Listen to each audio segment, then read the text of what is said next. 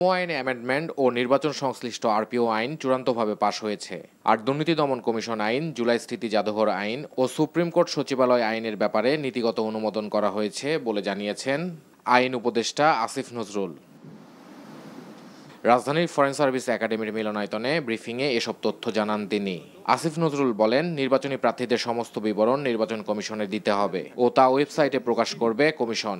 আর প্রবাসীরা দিতে পারবেন পোস্টাল ভোট।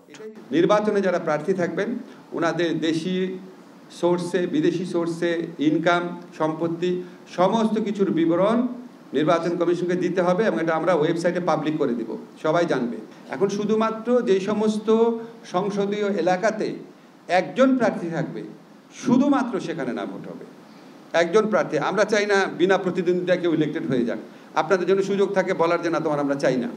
জোটের ক্ষেত্রে যদি নির্বাচনী জোট হয়, জোটের অংশ হলেও দলের যে প্রতীক সেটাতে ইলেকশন করতে হবে। তিনি বলেন, আদালত যাদের পলাতক বলবে তারা নির্বাচন করতে পারবেন না।